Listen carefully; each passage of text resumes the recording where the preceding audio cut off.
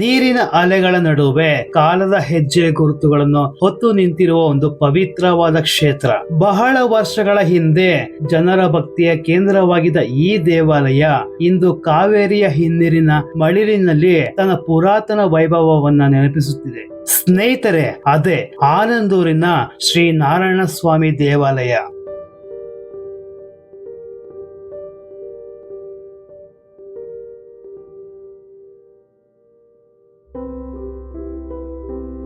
ಶತಮಾನಗಳ ಹಿಂದೆ ಜಲಾಶಯದ ನಿರ್ಮಾಣಕ್ಕಾಗಿ ಇಡೀ ಊರನ್ನೇ ಸ್ಥಳಾಂತರ ಮಾಡಲಾಗುತ್ತೆ. ಈ ಪವಿತ್ರವಾದ ಸ್ಥಳದಲ್ಲಿ ಭಕ್ತರು ನಾರಾಯಣ ಸ್ವಾಮಿಯನ್ನ ಪೂಜಿಸಿ ಆರಾಧಿಸುತ್ತಿದ್ದರು ಎಂದು ಸ್ಥಳೀಯರ ನಂಬಿಕೆ. ದೇವಾಲಯದ ಪ್ರತಿಯೊಂದು ಕಲ್ಲುಗಳಲ್ಲಿ ಕೆತ್ತಿರುವ ಕಲಾಕೃತಿ ಅಂದಿನ ಶಿಲ್ಪಿಗಳ ಕೌಶಲ್ಯವನ್ನ ಈಗಲೂ ಸಾರುತ್ತಿವೆ. ಕಾಲ ಬದಲಾದಂತೆ ಜಲಾಶಯದ ನೀರಿನ ಹರಿವು ಹೆಚ್ಚಾಗಿ ಈ ದೇವಾಲಯ ನೀರಿನೊಳಗೆ ತನ್ನ ನೆಲೆಯನ್ನ ಕಂಡುಕೊಳ್ಳುತ್ತೆ. ಆದರೆ ಭಕ್ತಿಯು ಎಂದಿಗೂ ಮುಳುಗುವುದಿಲ್ಲ ಎಂಬುದು ಈ ದೇವಾಲಯದ ಮಂಟಪವೇ ಸಾಕ್ಷಿಯಾಗಿದೆ.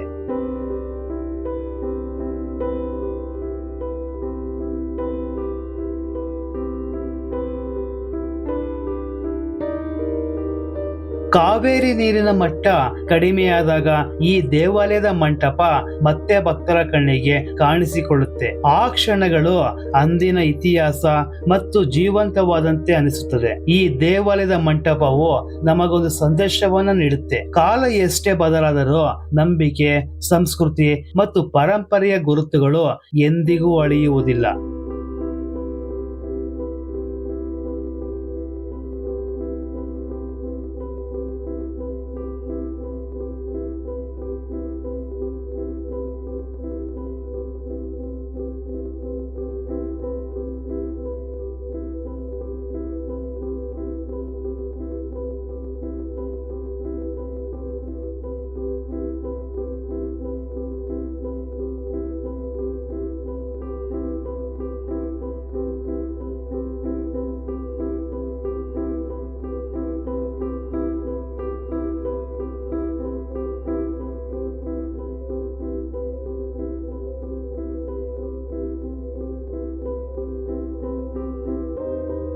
ಕಾವೇರಿ ತೀರದ ಹಿನ್ನೀರಿನ ಶಾಂತವಾದ ವಾತಾವರಣದಲ್ಲಿ ಪ್ರಕೃತಿಯ ಸೌಂದರ್ಯದ ನಡುವೆ ಈ ಪುರಾತನವಾದಂತಹ ಮಂಟಪ ಇಂದಿಗೂ ತನ್ನ ಕಥೆಯನ್ನ ಸಾರಿ ಹೇಳುತ್ತಿದೆ. ನಮ್ಮ ನಾಡಿನ ಇಂತಹ ಅಪರೂಪದ ಐತಿಹಾಸಿಕ ಮತ್ತು ಆಧ್ಯಾತ್ಮಿಕ ಸ್ಥಳಗಳನ್ನ ನಿಮ್ಮೊಂದಿಗೆ ಪರಿಚಯಿಸುವುದು ನನ್ನದೊಂದು ಸಣ್ಣ ಪ್ರಯತ್ನ. ನೀವು ಈ ಪವಿತ್ರ ಕ್ಷೇತ್ರದ ದರ್ಶನವನ್ನ ಅನುಭವಿಸಿದ್ರೆ ನಿಮ್ಮ ಅಭಿಪ್ರಾಯವನ್ನ ಕಮೆಂಟ್ ನಲ್ಲಿ ಹಂಚಿಕೊಳ್ಳಿ. ಇಂತಹ ಮತ್ತಷ್ಟು ದಿವ್ಯ ಕ್ಷೇತ್ರಗಳ ಪರಿಚಯಕ್ಕಾಗಿ ನನ್ನ ಚಾನೆಲ್ ನ ಸಬ್ಸ್ಕ್ರೈಬ್ ಮಾಡಿ. ಮತ್ತೆ ಸಿಗೋಣ ನನ್ನ ಮುಂದಿನ ವಿಡಿಯೋದಲ್ಲಿ. ಅಲ್ಲಿಯವರೆಗೂ ಧನ್ಯವಾದಗಳು.